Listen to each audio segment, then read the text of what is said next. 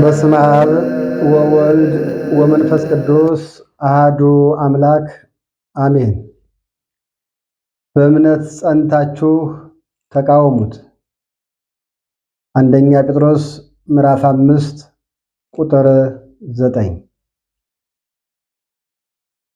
በሁሉም ዓለማት የምትገኙ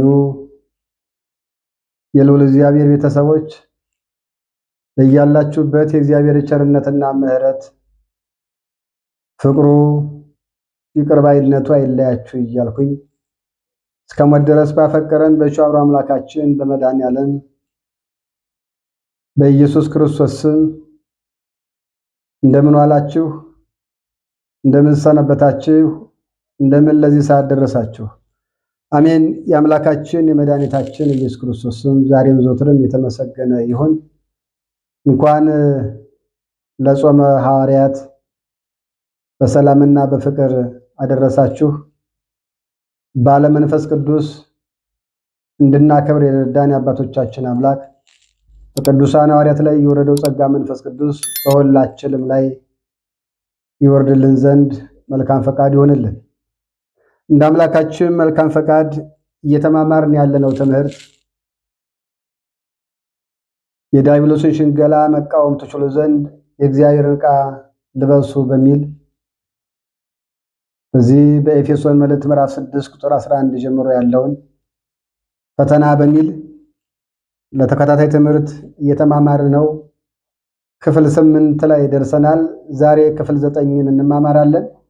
ዛሬ በክፍል 9 የምንማማረው ሸንጋዩ ዲያብሎስ፣ ፈታኙ ዲያብሎስ፣ ከእግዚአብሔር አራቂው ዲያብሎስ፣ በሰላም በፍቅር እንድንኖር የማይወደው ዲያብሎስ፣ ጤና፣ ሰላም፣ ደስታ፣ ሕይወት፣ ፍቅር፣ ተስፋ እንዳይኖረን የማይፈልገው ዲያብሎስ በተለያየ መንገዶች በብዙ አቅጣጫ ይሸነግላል፣ ይፈትናል።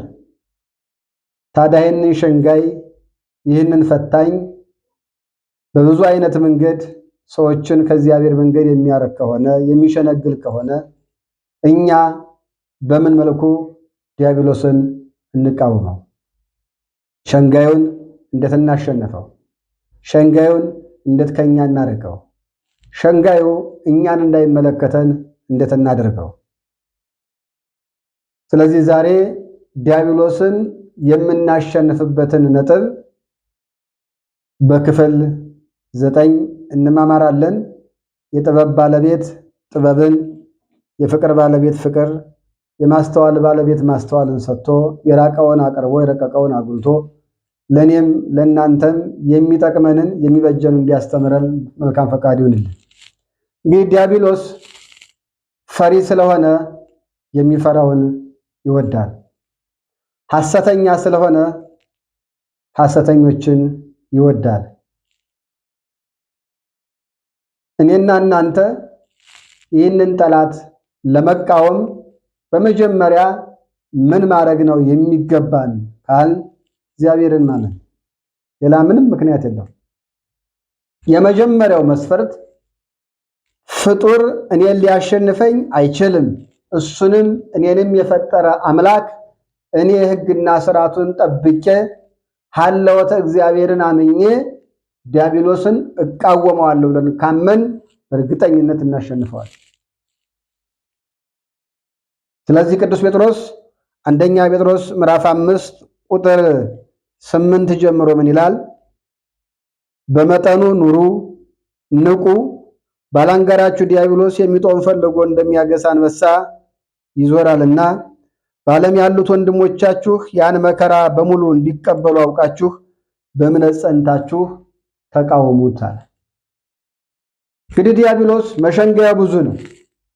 ከብዙዎቹ ነው ውስን ነጥቦቹን ያየነው። የሚሸለግልበትን ስንዘረዝር ብንኖር ተንኮሉ፣ ክፋቱ፣ መንገዱ ብዙ ከመሆኑ የተነሳ በዓመታት አንጨርሳቸውም። መነሻ ነጥቦችን ግን ሸንጋዩ እንዴት እንደሚሸነግለን ካየን እንዴት እንቃወመው ነው። መቃወሚያው እምነት ነው። በእምነት ጸንቶ ለሚኖር ከእግዚአብሔር የሚያርቀኝ ፍጡር ነው፣ እኔ የማመልከው ፈጣሪ ነው ብሎ ማመን ያስፈልጋል ማለት ነው። የተወሰኑትን ከኦሪትም ከአዲስም በእምነት ጸንተው ያሸነፉትን እስኪ እንውሰድ። በኦሪቱ እጅግ ብዙዎች አሉ፣ ግን በዕድሜ ታናሽ የሆኑ በአእምሮ በማስተዋል በጥበብ ግን ታላቅ የሆኑ በትንቢተ ዳንኤል ምዕራፍ 3 እና ምዕራፍ 6 ያለውን ታሪክ ካነበብን በእምነት ዲያብሎስን ማሸነፍ እንደምንችል እንረዳለን። በምዕራፍ 3 ላይ ያለው የሶስቱ ሕፃናት ታሪክ ነው። ከሃዲው ናቡከደነፆር እኔ ላቆምኩት ምስል መስገድ አለባችሁ ብሎ አማካሪዎቹ በነገሩት መሰረት ጣዖት አቁሞ ስገዱ፣ ይሄ ነው አምላክ አላቸው። ይሄማ ራስህ አንጠረኛ ጠርተህ አሰርተህ አለዝበህ ያቆምከው ዓይን እያለው የማይ ጆሮ እያለው የማይሰማ እጅ እያለው የማይዳስስ እግር እያለው የማይሄድ ጣዖት ነው፣ ግዑዝ ነው። እኛ የምናመልከው ሰማይና ምድርን የፈጠረ እኛን እናንተን የፈጠረ ነው የምናመልከው። እኔና እናንተን አሁን ዲያብሎስ ሲሸነግለን ከዚህ ድረስ የሚደርስ አቅም ስለሌለን እስከዚህ ድረስ አይደለም። እጅግ ትንሽ በሚባሉ ነገሮች ናቸው የሚሸነግለን የሚፈትነን። ይህ ጠላት ምንድን ነው ያለው? ናቡከደነፆር ላይ አድሮ 3 ደቂቃን ብሎ ተቃወማቸው። በዚህ የሚነድ እሳት አለ፣ ከዚህ የሚነድ እሳት አምላካችሁ ያድናችኋል ወይ ነው ያላቸው። 2 ቃል መለሱ። አዎ አምላካችን ከሚነደው እሳት ያድነናል። ምናልባትም እንኳን ይህ እሳት የኛ መጥፊያ ሆኖ እሱ ከፈቀደ አምላካችን ያላዳነን መጥፊያችን ስለሆነ እንጂ የማዳን አቅም ስለሌለ አይደለም። ባያድነንም እንኳን አንተ ላቆምከው ምስል አንሰግድም ማለት። እርግጥ ነው በሕይወታችን ናቡከደነፆር ካነደደው እሳት የሚበልጥ እሳት በዙሪያችን ጠላት ዲያብሎስ ሊያነድ ይችላል። አይምሮን ሰላም የሚነሱ፣ እረፍት የሚነሱ፣ ደስታ የሚያሳጡ፣ ስምምነት የሌላቸው ብዙ ነገሮች እንደዛ እንደ ግዑዙ እሳት እየነደዱ የማይታዩ ግን ለሕይወታችን እጅግ ብዙ የሆኑ እሳቶች ያዘጋጃል። ግን እስኪ እንመነው፣ እግዚአብሔርን እንመነውና ዲያብሎስስ ያሸንፋል። እኔና እናንተ የቆምንባት መሬት እኮ ኋላ ላይ ነው ያለችው። እንደተሆው መሬትን በጥጧት እኔና እናንተ አልሰጠንም። ይሄ ሰማይ ብለን የምንጠራው ሰማዩ የደረቀ ውሃ ነው። እሱም በጥጦ እንዴት አላጠፋንም? እግዚአብሔርን ስታምን ምክንያት አልባ መሆን አለብህ። ለምን? ፈልገህ ወደ ዓለም መጣሃል። ወደ ዓለም አልመጣህም፣ ተፈልገህ መጣሃል። ፈልጎ ያመጣህ ማን ነው ብለህ ማግኘት ነው። እሱ ደግሞ የፈጠረ አምላክ እግዚአብሔር። ናቡከደነፆር በሉ እሳት ውስጥ ጣሏቸው አለ። የሚጥሏቸውን እሳቱ በልቶ ገደላቸው። እነሱ ግን እሳት ውስጥ ገብተው መዋኘት ጀመሩ። በተለይ ትንቢተ ዳንኤል ምዕራፍ 3 ቁጥር 22 ላይ ከዛ እሱ መጣና መቼም እዚህ ኢሳይያስ 57 ቁጥር 1 ላይ አምላኬ ለክፎች ሰላም የላቸውም እንዳለ ሰላም አጥቶ አደረ፣ እስኪነጋ ቸኮለ። በእሳት የተለበለቡ የተቃጠሉ ሕፃናት ሊያገኝ ሄደ ወደ ጉድጓዱ። ሲሄድ ግን እነሱ እየዘመሩ ፈጣሪያቸውን እያመሰገኑ ሰብሕዎ ለእግዚአብሔር፣ ለአምላካችን ምስጋና ይገባዋል። ሁሉን ለፈጠረ እግዚአብሔር አምላካችን ከዋክብት ያመሰግኑታል፣ አይባን ድንጋዮች ያመሰግኑታል፣ አይዋፎች ያመሰግኑታል፣ አራዊት ያመሰግኑታል፣ ከዋክብት ያመሰግኑታል፣ መላእክት ፍጥረታት ያመሰግኑታል፣ ደቂቀ አዳም የሰው ልጅ ያመሰግኑታል እያሉ ኢየሱስ ክርስቶስ በሥጋ ማርያም ለመገለጥ 600 ዓመት እንደሚቀረው ያለ ማጠጋይ 6 ጊዜ ከተገለጠ በኋላ 33 ዓመት በዚህ ዓለም ላይ በስጋ እንደሚመላለስ ለማጠየቅ ደግሞ በሌላው ክፍል ምስጋናቸው 33 ጊዜ አመሰገኑ። ያን ጊዜ ምንድነው ያለ ንጉሱ? እናንተ የልዑል አምላክ ባሪያዎች የምታምኑት አምላክ አዳናችሁን አላቸው። ቃሉ እንዲህ ይላል ወገኖች፣ እስኪ ላንብላችሁ። ትንቢተ ዳንኤል ምዕራፍ 3 ላይ እንዲህ ሲል የሰለስቱ ደቂቅ ሕፃናት ቁጥር 24 ላይ ትንቢተ ዳንኤል 3:24 ላይ የዛን ጊዜ ንጉሥ ናቡከደነፆርም ተደነቀ፣ ፈጥኖም ተነሳ፣ አማካሪዎቹን 3 ሰዎች አስረን በእሳት ውስጥ ጥለን አልነበረምን ብሎ ተናገራቸው። እነርሱም ንጉሥ ሆይ እውነት ነው ብለው ነገሩት። ለንጉሱ መለሱ፣ እርሱም እነሆ እኔ የተፈቱ በእሳት መካከልም የሚመላለሱ 4 ሰዎች አያለው፣ ምንም አላቆሰላቸውም፣ የአራተኛውን መልክ የአማልክትን መልክ ይመስላል ብሎ መንፈስ ቅዱስ አፉን ጸፍቶ ስለ መልአኩ ስለ ቅዱስ ገብርኤል ተናገረ። ቁጥር 28 ላይ ናቡከደነፆር መልሶ መልአኩን የላከ ከአምላካቸውን በቀር ማንም አምላክ እንዳያመልኩ ለእርሱም እንዳይሰግዱ ሰውነታቸውን አሳልፈው የሰጡትን የንጉሱንም ቃል የተላለፉትን በእርሱ የታመኑትን ባሪያዎችን ያዳነ የሲድራቅ የሚሳቅ የአብደናጎም አምላክ ይባረክ አለ። ከዛስ እኔም ከዚህ ሌላ የሚያድን አምላክ እንደሌለ አምናለሁ። ከዚህ በኋላ እነሆ በሲድራቅ በሚሳቅ በአብደናጎ አምላክ ወይም በአናንያ በአዛርያ በሚሳኤል አምላክ የማያምን ቢኖር ዝቅ ብሎ ጉልበቱ ከፍ ብሎ አንገቱ ይቆረጣል አለና አዋጃዎች። ታሪክ በምን ተቀየረ? በማመን። ስለዚህ ቅዱስ ጴጥሮስ ምን አለ? ይህ ጠላት ዲያብሎስ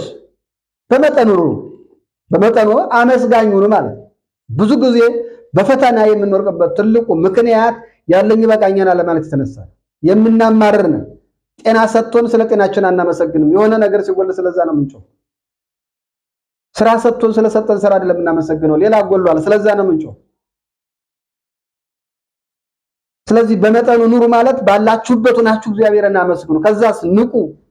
ለምን? ያ ጠላታችሁ ዲያብሎስ ርቦት እንደሚያገሳ አንበሳ። ያ አንበሳ የሚያገሳው ለምንድን ነው? ስጋ ፈልጎ። ዲያብሎስ የሚያገሳው ለምንድን ነው? የኔና የእናንተን ነፍስ ፈልጎ ወደ ሲኦል ሊወስድ ገሃነመ እሳት ሊያቃጥል። ከእናንተ በፊት የነበሩት እንደናንተ በዓለም የሚኖሩ ወንድሞቻችሁ በእምነት ጸንተው ምን ብለውታል? ተቃውሞ አሸንፈውታል። እናንተስ በእምነት ጸንታችሁ ተቃውሙት። ሕፃናቱ ይህ አምላካችሁ ያድናችሁም ያለው ከሃዲ ንጉሥ አዋጁን በአዋጅ ቀየረና ከሲድራቅ ከሚሳቅ ከአብደናጎ አምላክ ውጭ ሌላ አምላክ የለም፣ የታመኑበትን መልአክ ሁሉ እኮ ያዳነ። ስለዚህ ዲያብሎስን ማሸነፍ የምትችለው እግዚአብሔርን ስታምነው ነው፣ ሳትጠራጠረው ስትቀር ነው። በእኔና በአንተ እቅድ፣ በእኔና በአንቺ እቅድ እግዚአብሔርን አለመመዘን ነው። እኔና እናንተ በራሳችን እቅድ ካልኩሌት እናወጣና እነዛ ነገሮች ሳይሳኩ ሲቀሩ እግዚአብሔርን እንጠራጠረዋለን። እንደከለከለን፣ እንደተወን፣ እንደረሳን እንቆጥረዋለን። ሰው አድርገህ ሳትለው ሰው አድርጎ ፍጠረኝ ሳትለው ፈጥሮ ወደዚህ ዓለም መምጣት ሳትፈልግ አምጥቶ እውነት በዚህ ዓለም የሚያስፈልግህን ነገር ለመከልከል የሚፈቅድ አባት ነው ብለህ ታስባለህ? ግን እምነትን የሚሸረሽረው በመጠኑ አለመኖር ነው። በመጠኑ ኑሩ አለ ቅዱስ ጴጥሮስ። በመጠኑ ከኖራችሁ ደግሞ ንቁ። ዲያብሎስን በእምነት ጸንታችሁ ለመቃወም መንቃት ያስፈልጋችኋል። ትንቢተ ዳንኤል ምዕራፍ 6 ላይ የምታዩት የራሱ የዳንኤልን ታሪክ ነው። ከሃዲው ብልጣሶር በተመሳሳይ መልኩ እንደ ሰለስቱ ደቂቅ አይነት ጥያቄ ሲጠየቅ የለም ሲል በአንበሳ ጉድጓድ ጣሉታል። አንበሳዎቹ ቅርጹን ጥም አድርገው እንዲበሉት፣ ግን አንበሶቹ ወንድም ሆኑት፣ አንበሶቹ ወዳጅ ሆኑት፣ አንበሶቹ አማካሪ ሆኑት። የኔን ያንተም አባት እርሱ እስከ ሞት ድረስ ያፈቀረሽ ሁላችን የሚወደደን አባት ስታምነው ከምትፈልገው በላይ ታምኖ ይጠብቃል። እሱ ዲያብሎስን ማሸነፍ የምትችለው ስታምን ነው። ካላመንክ አትችልም። መቃወሚያ እምነት ነው።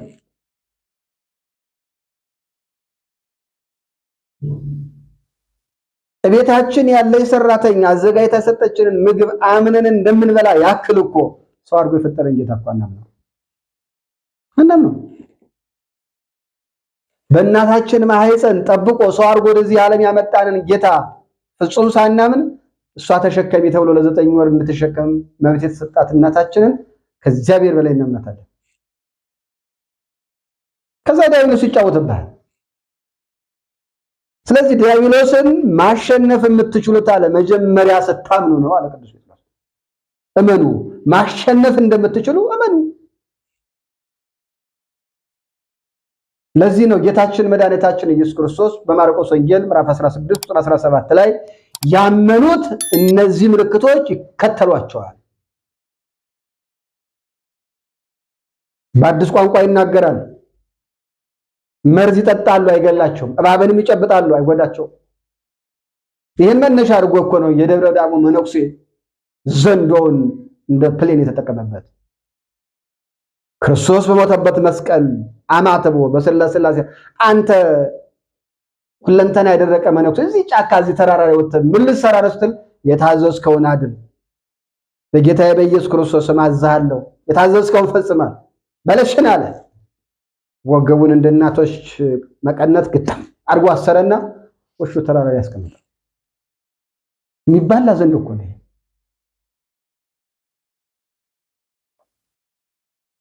ስለዚህ እኔ፣ አንተ፣ አንቺ፣ እኛ ዲያብሎስ የሚጫወትብን ከእግዚአብሔር ይልቅ ዲያብሎስን ስለምንፈራው እግዚአብሔርን አናምነው። የሆነ ነገር እንዲህ ይደረግብኝ፣ የሆነ ነገር እንዲህ ሊሆን ይደረጋል፣ የሆነ ስራ አስር ነገር ጥረውብኝ ይሆናል፣ እንዲሆነብኝ ሊሆን ይችላል። ቅዱስ ጳውሎስ በዕብራውያን መልእክቱ ምዕራፍ 11 ቁጥር 32 ጀምሮ እንዲህ ይላል። ዕብራውያን መልእክቱ ምዕራፍ 11 ቁጥር 32 ጀምሮ እንግዲህ ምን እንላለን? ስለ ጌዲዮን፣ ስለ ባርቅ፣ ስለ ሶምሶን፣ ስለ ኤፍታይም፣ ስለ ዳዊትና ስለ ሳሙኤል፣ ስለ ነቢያት እንዳልተርክ ጊዜ ያጥርብኛል። እነርሱ በእምነት መንግስታትን ድል ነሱ፣ ጽድቅንም አደረጉ፣ የተሰጠውን የተስፋ ቃል አገኙ፣ የአንበሶችን አፍ ዘጉ፣ የእሳትን ወላፈንም አጠፉ፣ ከሰይፍም ስለት አመለጡ፣ ከድካማቸው በረቱ፣ በጦርነት ኃይለኞች ሆኑ፣ የባሕር ጭፍሮችንም አባረሩ አለ። በእምነት ጸንተው ሌላ በምንም አይደለም፣ ስላመኑ። ዛሬ እኔና እናንተ ዲያብሎስ መጫወት አደረገን። ዛሬ ለብሰነው ነገ በሚያልቅ ልብስ፣ ዛሬ በልተነው ነገ በሚጠፋ በሆዳችን፣ ዛሬ ደርድረነው ቤቱን ቦለቄቱን ነገ ጥለነው ለምንነደው በዚህ ዲያብሎስ እኮ አሸነፈን፣ ከእግዚአብሔር መንግስት እኮ አወጣ። ስለዚህ ሸንጋዩን ማሸነፍ የምትችለው መቃወም የምትችለው ስታምን ነው ወገኔ፣ ስታምን ነው። ለዛ ነው በማርቆስ ወንጌል ምዕራፍ 9 ቁጥር 23 ላይ ለሚያምን ሁሉ ይቻላል ያለው የኔና የእናንተ አባት እርሱ እግዚአብሔር እስከ ሞት ድረስ ያፈቀረን ያ የድንግል ማርያም ኢየሱስ ክርስቶስ ካመን ካለ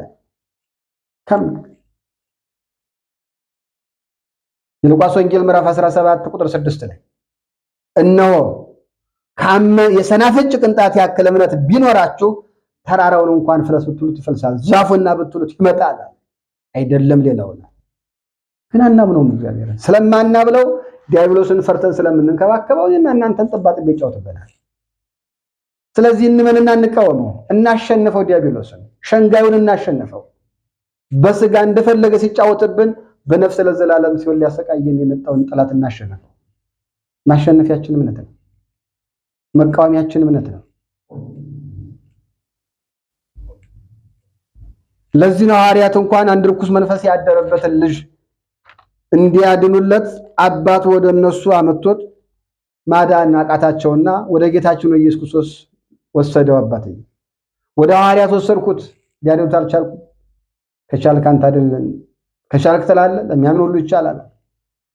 ያን ርኩስ መንፈስም ውጣ አለና በቃሉ አዘዘው። በእኛ ላይ ያደረውን የጥላቻ መንፈስ፣ የቅናት መንፈስ፣ የሐሜት መንፈስ፣ የመላየት መንፈስ፣ የአድመኝነት መንፈስ፣ የሲጃሩ መንፈስ፣ የመጠጡ መንፈስ፣ በአጠቃላይ ከእግዚአብሔር የሚለይን መንፈስ በስሙ ውጣ ብሎ ያባረረው ወገኖች፣ ሰዎች ሞተ እስኪሉ ድረስ አፈራገጠውና ለቆት ሄደ። እሱም ጤነኛ ሆነ። ያን ጊዜ የማቴዎስ ወንጌል ምዕራፍ 17 ቁጥር 19 ላይ ከዛ በኋላ ደቀ መዛሙርቱ ብቻቸውን ወደ ኢየሱስ ቀረቡና እኛ ልናወጣው ያልቻልነው ስለምንድን ነው አሉት። ኢየሱስም ስለ እምነታችሁ ማነስ ነው። እውነት እላችኋለሁ የሰናፍጭ ቅንጣት የሚያህል እምነት ቢኖራችሁ ይህን ተራራ ከዛ ወደዛ እለፍ ብትሉት ያልፋል፣ የሚሳናችሁ ነገርም የለም አላቸው። ስለዚህ ስላወቁ ብቻ በእውቀት የሚያስወጡት መስላችኋል? እንደዚህ እንደ ዘመኑ አስለፍላፊ በመቁጠሪያ ይደበድባል። ዲያብሎስ ዱላ እኮ አይወድም። ቃል ነው እሱ የሚያስፈራው፣ ዱላ አይደለም። በዱላማ እያተለወጥ ነበር እኮ ተቀየር ነበር ወገኖች። የዘመናችን አታላዮች የበግ ለምድ ለብሰው መጥተው በቤትም ከቤት ውጭ ሆነው የሚያጨረብሩ ትውልዱን ወደ አላስፈላጊ ይዘው የሚሄዱ የዕለት ጥቅምን እንጂ የነገን የማያዩ ለዕለቱ ደሳን እንጂ የነገን ክብር የማይፈልጉ የማያውቁት የማይረዱት በሐዋርያት ሥራ ምዕራፍ 20 ቁጥር 29 ላይ እኔ ከሄድኩ በኋላ ለመንጋው የማይራሩ ጨካኞች ተኩላዎች እንዲነሱ አውቃለሁ እንዳለ ቅዱስ ጳውሎስ ዛሬ ለመንጋው የሚያስብ እረኛ ጠፍቶ በተለያየ ተኩላ መንጋው እየተነጠቀ ነው ያለ። አምነህ እሳትን ማጥፋት ስትችል፣ አምነህ እባብን መጨበጥ ስትችል፣ አምነህ ከአንበሳ ጋር መጫወት ስትችል ወገን የዛሬ በልዩ ልዩ መከራ እኔም እናንተም ወድቅን እኮ እምነታችን ባዶ ሆነ። እባካችሁ እግዚአብሔርን በእኔና በእናንተ ካልኩሌት መጠን አንለካው። እኔና እናንተ ጊዜ ሰሌዳ አስቀምጠን በዚህ ዘመን እንዲህ፣ በዚህ ወቅት እንዲህ፣ በዚህ ጊዜ እንዲህ ካልሆነ እግዚአብሔርን ይረስቶኛል። መች በአንተ ካልኩሌት የተፈጥረ የመጣ በአንተ ፍላጎት አልመጣ። አንተ ፈለገ ያልመጣበትን ዓለም በአንተ ካልኩሌት እግዚአብሔር እንዲሰራ ለምን ትፈልገዋለህ? እመነው። ሀለወተ እግዚአብሔርን እመን። ሰው አድርጎ ያመጣህባት እንደማይዘነጋህ እመን፣ እንደማይተው እመን። ለዛ ነው ኢሳይያስ 49:15 ላይ እናት ልጆቿን ትረሳለች፣ አዎ ትረሳለች፣ እኔ ግን በመዳፌ ቀርጫችኋለሁ አልረሳችሁም ማለት። የሚረሳን ስትክደው ነው፣ ስትጠራጠረው ነው። ለዛ ነው ሮሜ 2 ላይ ምዕራፍ 1 ቁጥር 1 ላይ እግዚአብሔርን እያወቁ እንደ እግዚአብሔርነቱ ስላላመለኩትና ስላልተከተሉት ለራሳቸው ሐሳብና ምኞት አሳልፎ ሰጣቸው። ዛሬ እኮ እንዲህ ነው እናንተ ካልኩሌት ትሰራለህ። በዚህን ጊዜ ትምህርት ጨርሳለሁ፣ በዚህን ጊዜ ትዳር ይዛለሁ፣ በዚህን ጊዜ ልጅ ወልዳለሁ፣ በዚህ ጊዜ ቤት እሰራለሁ፣ በዚህ ጊዜ እንዲህ አደርጋለሁ። ከዛ አይሆንም። ከዛ እግዚአብሔርን እንተወይ። አንተ ካልኩሌት አድርገህለት ነው እንዲሰራልህ የምትፈልገው። ለዛ እኮ ነው ታላቁ ሐዋርያ ቅዱስ ያዕቆብ በመልእክቱ እንዲህ አለ። ያዕቆብ መልእክት ምዕራፍ 4 ቁጥር 13 ጀምሮ እንዲህ ይላል። ያዕቆብ መልእክት ምዕራፍ 4 ቁጥር 13 ጀምሮ ዛሬ ወይም ነገ ወደዛ ከተማ እንሄዳለን፣ በዛም ዓመት እንኖራለን፣ እነግዳለን፣ እናተርፋለን የምትሉ እናንተ ተመልከቱ፣ ነገ የሚሆነውን አታውቁምና ሕይወታችሁ ምንድን ነው? ጥቂት ጊዜ ታይቶ እንደሚጠፋ እንፋሎት ናችሁና። በዚህ ፈንታ ጌታ ቢፈቅድ ብንኖር ይህን ወይም ያን እናደርጋለን ማለት ይገባችኋል። ማን ቢፈቅድ? ጌታ ቢፈቅድ። ምን ብንል? ብንኖር። አማኝ ይሄ ነው ቃሉ። ስትመጣ በአንተ ስሌት ያልመጣህ አንተ እዚህ አካባቢ፣ እዚህ ቦታ፣ እዚህ መንደር የነከሌ ወዳጅ፣ የነከሌ ቤተሰብ፣ የነከሌ ዘመዱኝ ልፈጠር ብለህ ሳትጠይቅ ተፈልገህ የመጣህ አንተ ማነህ? ካመጣህ ዓላማ ውጭ ወጥተህ በራስህ ካልኩሌት እግዚአብሔርን የምታዘው። በአንተ ካልኩሌት እግዚአብሔርን አዘኸው ውጤት ስታጣ እግዚአብሔርን ትጠረጥረዋለህ፣ እግዚአብሔርን ትክደዋለህ። ለምን ኦክሲጅን በአንተ ካልኩሌት አላመጣህም? ለምን እንቅልፉን በአንተ ካልኩሌት አላመጣህም? ማየትን በአንተ ካልኩሌት ለምን አላመጣህም? መስማትን በአንተ ካልኩሌት ለምን አላመጣህም? የበላው የጠጣው ነገር እዚህ ውስጥ ያለው መሳሪያ ኮድ ወይም ላቦራቶሪ ብላ የምትጠራው እንዲያጣራ ለምን በአንተ ካልኩሌት ለተራ አስቀመጥከው? ያለ ድርሻ፣ ያለ አቅምህ፣ ያለ አቅጣጫ ሄደህ በእምነት ደቀህ ወርቀህ ወገኔ በዲያብሎስ መንገድ ተጠላልፈን እንውደቅ።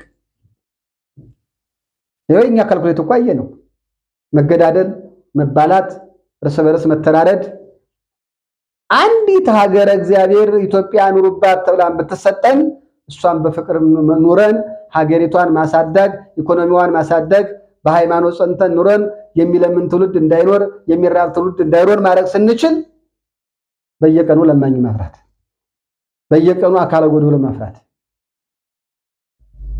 በየቀኑ ስደተኛ ማብዛት፣ በየቀኑ ተፈናቃይ ማብዛት ይሄ ሐለውተ እግዚአብሔርን በመካድ የሚመጣ ሌላ በምንም አይደለም።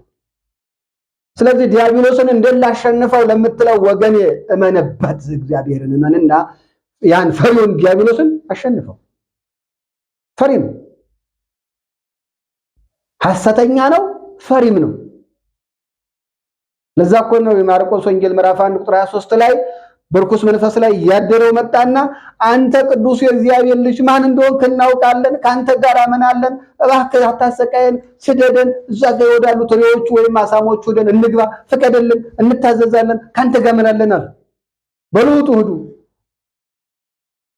ይሄ ፈሪ እኮ ነው ዛሬ እኔ እናንተን በቃልቻ ቤት በምን እያንበረከከ ከፈጠረ አምላክ ሰው አድርጎ ካመጣ አምላክ ይያየ ያለው ሰው ያመጣውን አባትቶ እንደሱ ፍጡር የሆነ ጌታ እንደሱ ፍጡር የሆነ ባሪያ ያመልካል።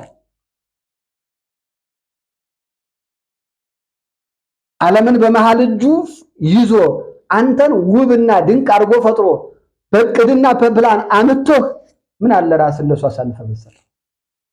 ለዛ ነበር ቅዱስ ጴጥሮስ በዚሁ በአንደኛ ጴጥሮስ ምዕራፍ 5 ቁጥር 7 ላይ እርሱ ስለናንተ ያስባልና የሚያስጨንቃችሁ ሁሉ በእርሱ ላይ ጣሉት። አይ ነው እኔ የማስበው እኔ ነኝ። እህቶቻችን ጸጉራችሁን እግዚአብሔር ለእናንተ የሚበቃ ስላሰጣችሁ ነው አይደል? የምን ጸጉር እንደሆነ የማታውቁትን የምትቀጥሉት ጥፍራችሁን ስላላወቁ ነው። ውበት ስለሌለው እግዚአብሔር ለእናንተ የሚያስፈልገው ውበት ስላስቀረባችሁ ነው አይደል? እናንተ ሌላ ውበት የምትጨምሩበት። ከንፈራችሁ ውበት ስለቀረው ነው አይደል? ሌላ ውበት የምትጨምሩት። እግዚአብሔር ስለተሳሳተ፣ እግዚአብሔር በስራው ስተት ስላለበት ማወቅ፣ መደንቆር፣ መሰልጠን፣ ማርጀት በእምነት ጸንታችሁ ተቃወሙት። እግዚአብሔርን አምኖ ያሸነፈ እንጂ እኮ የተሸነፈ የለም ወገኖች። ያሸነፈ ነው ያለው። ኦሪትም አነቡ ሐዲስንም አነቡ አምነው ሲያሸንፉ እንጂ ሲሸነፉ አይታይም። ሐዋርያት ሥራ ምዕራፍ 16 ቁጥር 16 ጀምራችሁ እስከ 30 እዩት። ጳውሎስና ሲላስ ስለ ኢየሱስ ክርስቶስ ሲመሰክሩ ሲናገሩ የዚህን ሰው ስም አትጥሩብን ብለው እስኪ ደክማቸው ድረስ ገረፏቸው። ግርፋት መግረፍ ሲደክማቸው በእስር ቤት ወሰዱና በኃይለኛ እስራት አሰሯቸው። ኃይለኛ ለተባለ ወታደር አስጠንቅቀው አደራ ሰጡት። እግር ቢታሰር እጅ ቢታሰር ያልታሰረ አፍ አለን አሉና ሲላስና ጳውሎስ የሐዋርያት ሥራ 16:23 ላይ በዜማ ፈጣሪያቸውን ማመስገን ጀመሩ። ታስረዋል እኮ ተገርፈዋል እኮ፣ ግን ታማኙ ጌታ ሲያምኑት እርሱ ቀድሞ ነገሮችን የሚያስተካክል እንደሆነ ስለተረዱት በዜማ ሲያመሰግኑት ከነሱ አልፎ እምነት የሌላቸውን ሰዎች ሁሉ ሳይቀር እስራታቸው ተፈታ። ለዛ ለታሰሩበት ሰንሰለት ቁልፍ ፍለጋ የተላከው መልአክ እግዚአብሔር በላከው መሰረት በቃል ብቻ በእስረኞቹ ላይ ሁሉ ያለው ሰንሰለት ይውደቅ አለቀ። ለዚህ ነው መቶ አለቃው ማቴዎስ ወንጌል ምዕራፍ 8 ቁጥር 6 ላይ ጌታ እግዚአብሔር ሆይ በሥጋ ማርያም የተገለጥከው የናዝሬቱ ኢየሱስ ሆይ እባክህ ልጄ ታሟል አድንልኝ፣ ጠብቀኝ መጥቼ አድናለሁ አለው። የድንግል ማርያም ልጅ ኢየሱስ ክርስቶስ አይደለም እኔ መቶ አለቃ ነኝ፣ ከኔ በታች ብዙ ባሪያዎች አሉ፣ ኑ ስላቸው ይመጣሉ፣ ሂዱ ስላቸው ይሄዳሉ። አንተም አባት ሆይ ፍቃድህ ከሆነ እባክህ ቃል ብቻ ተናገር ልጄ ይድናል አለ። ምን አለ ይህን አይነት እምነት ለኔና ለእናንተ ብናገኝ ወገኖቼ። የዓለሙን ቤዛ የዓለሙን መድኃኒት የድንግል ማርያም ልጅ ኢየሱስ ክርስቶስ ያስደነቀ ቃል፣ ያስገረመ ቃል እውነት እላችኋለሁ በእስራኤል በተወለድኩባት እንኳን ከተማ እንዲህ አይነት እምነት አላገኘሁም። ሂድ እንደ እምነት ይደረግልሃል። ዛሬ አባቶች ካህናት ልጄ አይዞህ በርታ፣ አይዞሽ በርች፣ ባለሁበት ሁኜ ጸሎት አደርግልሃለሁ፣ ጸሎት አደርግልሻለሁ ስንባል ጥጋበኛ እኔ ቤተ ሄዶ እንዲጸልይ የፈለኩኝ ባለሁበት ይችላል እንዴ?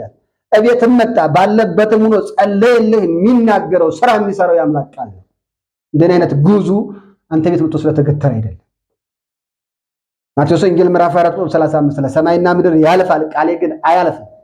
ያ የማያልፈው ቃል ነው ለአንተ፣ ለአንቺ፣ ለኔ ስራ መስራት የሚችል። አባቴ ሆይ በባሪያዎች ላይ አድረህ ቃል ተናገረን በለው ይልቅ የህይወት ውጣ ውረድ ደክሞኛል እባክህ ቃል ተናገረን በለው። አንተን ተደግፌ እንዳላፈር እባክህ ቃል ተናገረን በለው። አንተን ተከትዬ እንዳላፈር እባክህ ቃል ተናገረን በለው። ስታምን ይሄ ነው ወገኖች። ያን ጊዜ ይህ ወታደር ወደ ቤቱ ሲሄድ ልጁ ቁጭ ብሎ ምግብ እየበላ አገኘ። የዳነበትን ካልጋው የተነሳበትን ሰዓት ጠየቀ። ሰዓቱ ኢየሱስ ክርስቶስ እንደ እምነትህ ይደረግልህ ያለው ሰዓት ላይ ልጁ ድኗል። አንዳንድ ሰዎች አሉ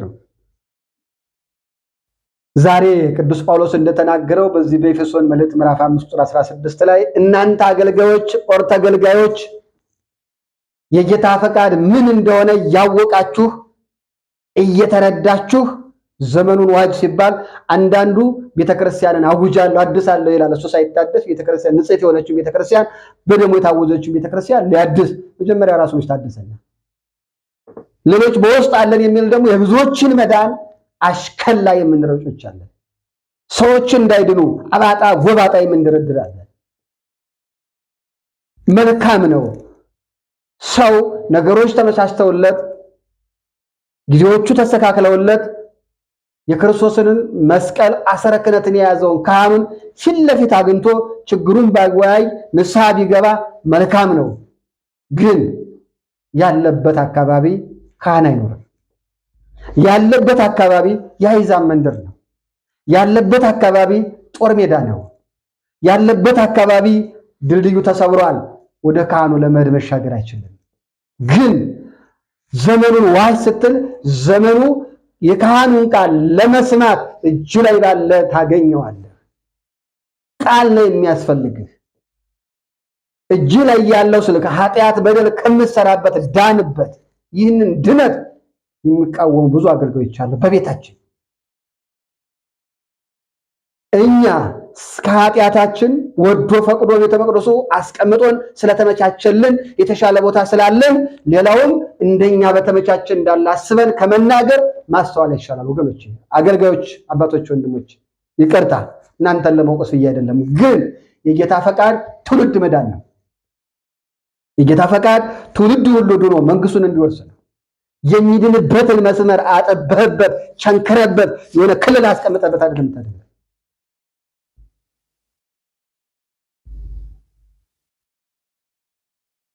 የክርስቶስ ሥጋና ደምን ለመብላት ብቻ አምልኮተ እግዚአብሔር መስዋዕተ እግዚአብሔር የሚሰዋበት መሰባሰብ ያስፈልጋል። ችግርን አውርተህ ኃጢአት በደልን ይቅር ለመባል አንተና ንስሐ አባትህ ተነጋገር ወገን። የችግርህን ንስሐ አባትህ እንዲያውቁ አድርግ። አባቴ መድረስ አልቻልኩም፣ አግኝቼህ ላወራ ፈልጋል ነበረ ግን አልቻልኩም። የውስጤን ኃጢአትና በደል ተናግሬ ስሬት ማግኘት ፈልግ ነበረ ግን አልቻልኩም። ግን አባቴ ያስከው ክህነት እነሆ የጌታዬ መድኃኒቴ ኢየሱስ ክርስቶስ ለኔ ብሎ ራሱን አሳልፎ የሰጠውን አባት ነው። ይሄንን ይዘሃል፣ ክህነቱን ይዘሃል። ስለዚህ እባክህ ቃል ብቻ ተናገርን። ቅዱስ ጳውሎስ እኮ እንዲህ ይላል ባለፈው ተማማርነው ትምህርት ላይ አንደኛ ተሰሎንቄ ምዕራፍ 2 ቁጥር 17 ጀምሮ እንዲህ ይላል፣ እኛ ግን ወንድሞች ሆይ በልብ አይደለ ፊት ለፊት ለጥቂት ጊዜ አተናችሁ በብዙ ናፍቆት ፊታችሁን ለማየት እጅግ ሞከርን። ወደ እናንተ ልንመጣ ወደን ነበርና እኔ ጳውሎስ 1 እና 2 ጊዜ ልመጣ ሞከርኩኝ፣ አሰብኩኝ፣ አቀድኩኝ፣ ተመኘው፣ ፈለኩኝ፣ ግን ሰይጣን አዘገየኝ። ስለዚህ ባለውበት ሁኜ ስለእናንተ ጸልያለሁ፣ ባለውበት ሁኜ ስለእናንተ አምላኬን አመሰግናለሁ፣ ባለሁበት ሆኜ ማራቸው ብዬ አምላኬን እጠይቀዋለሁ። ስለዚህ በያዝከው ስልክ ያለህበት የአሕዛብ መንደር ሆኖ ፊት ለፊት ካህኑን ማግኘት ካልቻለ፣ ያለህበት የጦር ሜዳ ሆኖ ፊት ለፊት ካህኑን ማግኘት ካልቻለ፣ እባክህ ወገኔ ዳን፣ ወደ አምላክ ቅረብ። ካህኑ ጋር ደውልለትና አባቴ እንዲሆነ ያለሁበት አካባቢ በአካል አንተን ላገኝ አልችልም፣ ግን ያ ወታደሩ ያ ዳር ደንበር ይጠብቃል የተባለ ወታደር ከክርስቶስ ፊት ቀርቦ እባክህ አባት ሆይ ፈቃድ ሆኖ ቃል ብቻ ተናገር የታመመው ልጄ ይድናል እንዳለው፣ እባክህ አባቴ አንተ የክርስቶስን መስቀል ያዝከው፣ የሐዋርያትን ክህነት የተቀበልከው አንተ ካህን ነው፣ እባክህ የአምላኬን ቃል ንገረኝ። እነሆ ሐዘኔ ይጥፋ፣ ሕመሜም ይወገድ፣ ደስተኛ ልሁን፣ ሰላምም ላግኝ፣ በፍቅርም ልኑር።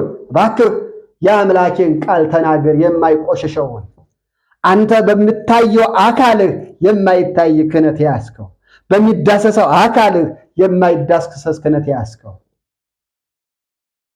አንተ በስባሽ ራጋፊ የሆነ አካል የተሸከምከው ግን በውስጡ የማትበሰብስ ሕያውና ዘላለማዊ ነፍስ ያለ አንተ ካህኑ እባክህ አባቴ በአካል እስካገኝ ድረስ ፊት ለፊት ቁጭ ብዬ ከአንተ ጋር ችግር እስክወያይ ድረስ አሁን ግን ቢያን ሸክሜ ይቅለለኝ፣ ቃል ብቻ ተናገር እስኪ። ይህን አገልጋዮች አንከልክል እባካችሁ። ስናገለግል የእኛን ምቾት አይተን ህዝብ ላይ አንፍረድ። ሰዎች በእምነት የሚጠነክሩበትን በእምነት ጠንክረው ዲያብሎስን መቃወም የሚችሉበት ላይ ብቻ እባካችሁ እናተኩር። ትውልድ ይዳል። ባለህበት ሆነህ ቃል ብቻ ተናገር በለው። የአባት ቃል ሲናገር የጠመመው ይቃናል፣ የጎበጠው ቀና ይላል፣ ጨለማው ይበራል፣ ሐዘኑ ይወገዳል፣ ህመሙ ይወገዳል፣ ሰላም ይመጣል። ሰላም ለእናንተ ይሁን ይላል የአባት። ስለዚህ ይህ ግለሰብ በእምነት ጸናና ምን አለ? አባቶ ቃል ብቻ ተናገር። እናንተም በልዩ ልዩ ምክንያቶች የእናንተ አባቶች ካህናቶች አባቴ እንዲህ ገጥሞኛል ስንል በዙ አይዞ ገብረ ማርያም ወለተ ማርያም ገብረ ሥላሴ ወለተ ሥላሴ አይዞሽ እግዚአብሔር ያሳፍረንም፣ በርታ፣ ጸልይ፣ እኔም እጸልያለሁ፣ እግዚአብሔር ካንተ ጋር ይሁን። ይህ እኮ ለአንተ ትልቅ እረፍት እኮ ነው ወገን። አምነህ ተቀበለው። ስታምን ይደረግልሃል። ካላመንክ ምድረ ጳጳስን ወደ ቤት ብታንጋጋ የምትለውጠው ነገር የለም። ቁጥር ነው እንጂ ያየኸው ለውጥ አታመጣም። አላመንክም። አንተ አላመንክም። ስታምን ዲያብሎስን አሸንፈ ክርስቶስ በሕይወት ይነግሳል። ለዛ ነው የኔም ያንተም አባት የዓለሙ ቤዛ የድንግል ማርያም ልጅ ኢየሱስ ክርስቶስ በማቴዎስ ወንጌል ምዕራፍ 21 ቁጥር 22 ላይ እንዲህ ሲል ለኔም ላንተም ላንቺም የተናገረው። ማቴዎስ ወንጌል ምዕራፍ 21 ቁጥር 22 እንዲህ ይላል። ማቴዎስ 21 ቁጥር 22 አምናችሁ በጸሎት የምትለምኑት ሁሉ ትቀበላላችሁ። አምናችሁ አምነህ ነው ዲያብሎስን ማሸነፍ የምትችለው። አምነህ ነው ዲያብሎስን ካንተ ማራቅ የምትችለው። በስመ አብ ወወልድ ወመንፈስ ቅዱስ አሐዱ አምላክ ጠላት ዲያብሎስ ከኔ ራቅ። በስም በግብር በአካል ሶስት በአምልኮት በአገዛዝ በስልጣን አንድ አምላክ በሆነው በጌታዬ በመድኃኒቴ በኢየሱስ ክርስቶስ አንተን ጠላት ዲያብሎስን እቃወመዋለሁ ስትለው ካንተ ይሸሻል። ብለህ ቤተ ክርስቲያን ብትመላለስ ዝም ብለህ አገልጋይ ነው ብለህ ብትጮህ ምንም ለውጥ የለውም ወገኔ። ስታምን ነው ማከናወን የምትችለው። በእምነት ነው ዲያብሎስ ካንተ የሚሸሸው። እግዚአብሔርን የሚያምኑ ሰዎች ምንጊዜም ዲያብሎስን ማሸነፍ ይችላሉ። እግዚአብሔርን ያላመኑ ሰዎች፣ የተጠራጠሩ ሰዎች ምንጊዜም ይሸነፋሉ። ስለዚህ እኔና እናንተ ከዚህ በፊት የነበሩት እህት ወንድሞቻችን በእምነት ጠንክረው በዓለም ያሉት ወንድሞቻችሁ ያን መከራ በሙሉ እንዲቀበሉ አውቃችሁ በእምነት ጸንታችሁ ተቃውሙ። በክርስቶስ ኢየሱስ ወደ ዘላለም ክብሩ የጠራችሁ የጸጋ ሁሉ አምላክ ለጥቂት ጊዜ መከራን ከተቀበላችሁ በኋላ ራሱ ፍጹማን ያደርጋችኋል፣ ያጸናችሁማል፣ ያበረታችሁማል። በእምነት ጸንተህ ስትቃወመው ዲያብሎስንም የምታሸንፍበትን ኃይልና ጥበብ ጋሻና መከታ ሞገስና ክብር ይሰጣል። በእምነት ጸንተህ ካልተቃወምከው ግን የዲያብሎስ መጫወቻ ትሆናለህ። ስትጸልይ ለምትጸልየው ጸሎት እመንበት፣ ሳታምንበት ዝም ብለህ አትድከም። አትድከም። ውብ አድርጎ ያመጣህ አባት አይዘነጋም፣ አይተውም። ትዳር ፈልጌ ነበርኩ አጣሁ፣ ስራ ፈልጌ ነበርኩ አጣሁ፣ በቃ እግዚአብሔርም አረስቶኛል።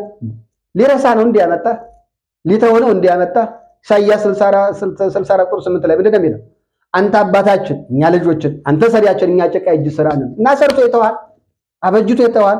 ስላንተ እኮ ተገርፏል፣ ስላንተ እኮ ተሰቅሏል፣ ስላንተ ተቸንክሯል፣ ስላንተ ጎኑን ተወርቷል፣ ስላንተ ሸዋክሊል ደፍቷል፣ ስላንተ መቃብር ገብቷል፣ ስላንተ ከመቃብር ተነስቷል፣ ስላንተ አርጓል፣ ስላንተ ጸጋ መንፈስ ቅዱስ ልኳል። ታዲያ እንዴት ነው የሚተው?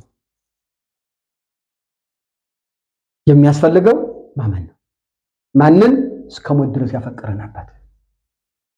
ትንሽ ትልቅ ድሃ ሀብታም ጤነኛ ባለባበስህ በማንነትህ አይቶ የማይንቅህ የማይተው አባትህ። ዓለም ላይ ወዳጅ የምትላቸው ለነሱ የሚመች ማንነት ሲኖር ብቻ ነው። ለነሱ የማይመች ማንነት ሲኖር ጀርባውን ይሰጣል። እሱ ግን ስለኔ ስላንተ ስላንቺ ጀርባውን ሰጥቶ የተገረፈ አባት ነው ያለ። እመን። ለዛ ነው ነብይ እግዚአብሔር ቅዱስ ኢሳይያስ ምዕራፍ 53 ከቁጥር 1 ጀምራችሁ እስከ ቁጥር 8 ስታነቡት እነሆ እናያውቀው እንረዳው ዘንድ ደም ግባቱን አልቻልንም። ለምን? የሾህ አክሊል ደፍቶ ፊቱ በደም ስለታለለ። እኛ እንደተቸገረ በእግዚአብሔርም እንደተጠላ ቆጠር ነው። እርሱ ግን ስለ በደላችን ደቀቀ፣ ስለ ክፋታችን ቆሰለ። በአራጁ ፊት ለመታረድ እንደሚጎተት በግ እሱም ዝም ብሎ በሸላቾቹ ፊት ሄደ፣ በገራፊዎቹ ፊት ሄደ፣ በገዳዮቹ ፊት ሄደ። እኛ ሁላችን ወደ ገዛ መንገዳችን አዘነበል። እርሱ ግን የሁላችንንም በደልና ኃጢአት በጀርባው ላይ ተሸከመ።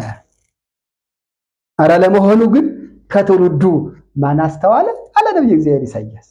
እንዲህ መከራ ተቀበለልኝ ብሎ የሚያምን አምኖ ዲያብሎስን የሚቃወም እግዚአብሔርን እሺ በጀ ብሎ የሚቀርብ ማን ነው? ስለዚህ ያዕቆብ ምን አለ? ምዕራፍ 4 ቁጥር 7 ላይ በእምነት ጸንተህ ዲያብሎስን ተቃወመው ካንተ ይሸሻል፣ እግዚአብሔርን አምነው እሺ በለው ወደ አንተ ይቀርባል። ስለዚህ እኔና እናንተ በእምነት ጸንተን ስንቃወም ዲያብሎስን የምናሸንፍበት ጸጋና ኃይል ፍጹማን ያደርገናል፣ ያጸናናል፣ ያበረታናል።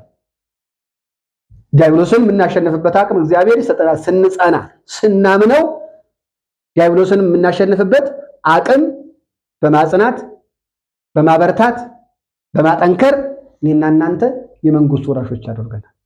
ስለዚህ ወገኖቼ ዲያብሎስ በልዩ ልዩ ምክንያት እየሸነገለ ከእግዚአብሔር መንግስት ከእግዚአብሔር ፍቅር ሊያስወጣሽ ሊያስወጣን ይፈልጋል።